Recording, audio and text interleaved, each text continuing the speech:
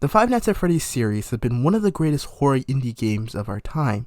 With simple mechanics but a crazy storyline, this game was destined for greatness. That was until Security Breach. Five Nights at Freddy's Security Breach recently came out, and it's the next game to the Five Nights at Freddy's franchise. Although the reviews on Steam are really good and positive, that doesn't excuse the fact that this game is broken and sometimes really boring. And I'll get to that in a minute, but first I gotta compare the difference of the previous game to this new one. The one thing that the Five Nights at Freddy games had was that you, the player, could not really move. You used the cameras and the abilities to close doors and vents for your survival. This game concept was used for the first 3 games plus the 6th game. The 4th game had a sort of close the door and use your hearing for your survival, while the 5th game was the first game in the Five Nights at Freddy's franchise that had a plot and story with voice lines and multiple game mechanics.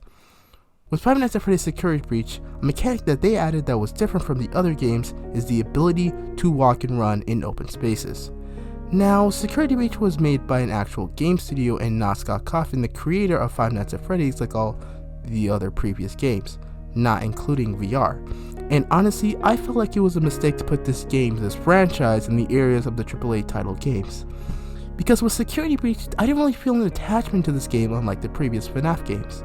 And the reason is that the mechanics in this game is really dull and have been used before in multiple games plus fan-made games. Like when I think of an open world Fnaf, all I think about are those fan-made games of Fnaf on Game Jolt. If you've played Fnaf since the beginning, you would know what I'm talking about. There are 2 main aspects to a game, the mechanics / gameplay and the story. And boy oh boy, the mechanics part of this game is really dull. The game has a simple run and hide mechanic that has been literally used in a bunch of other horror games. There is nothing different between this game and any other horror game out there. I mean, it's fun, but only for the first 30 minutes to an hour. After that, it just gets boring and sometimes frustrating.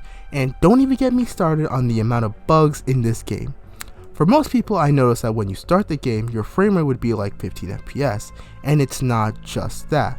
Sometimes you'd even have to restart your PC just so some aspects of the game can load in. Not to mention, the enemies would sometimes just teleport to you even though there's a door or wall blocking their way. Sometimes when this happens, it can be really fun, but other times it's just stupid and frustrating. I'm glad that one thing hasn't changed in the Five Nights at Freddy games, and that is the story and lore. If you've played Five Nights at Freddy's, you know that the lore and story of the game is really interesting. The thing is, the previous games don't really explain what is happening. With this game, there is voice actors and a bunch of dialogue. This is the first FNAF game that explains thoroughly through the story. To sum this up, the game is a story-based FNAF game with multiple endings that you can actually understand. And even the endings that are somewhat confusing and questionable, you still find fun and some enjoyment in them, while you also question yourself about the ending that you've gotten. Gameplay wise, I feel like this game was sort of a miss. The game had so much potential, yet it sort of failed. I mean, they even gave you the option to look through security cameras just like in the previous game, but the frame rate was so bad when using the camera, plus the graphics were really low. And this was actually intentional. The game is mostly carried out by its story rather than the actual gameplay. It's hard to believe that the people who made FNAF VR are the same people who made this game. To conclude this video, am I saying that Security Breach is bad? Not really. Even though the gameplay can be really boring sometimes and the game itself is really buggy, the story aspect of the game is what makes me want to play it. Do I recommend this game? Yes, at least if you've made it this far playing all the previous FNAF games.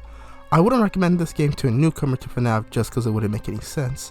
I'd probably give the gameplay a good 6.5 out of 10, and story wise I would give it an 8.5 out of 10. But that's it people, like the video and subscribe to the channel, and I will see you guys next time.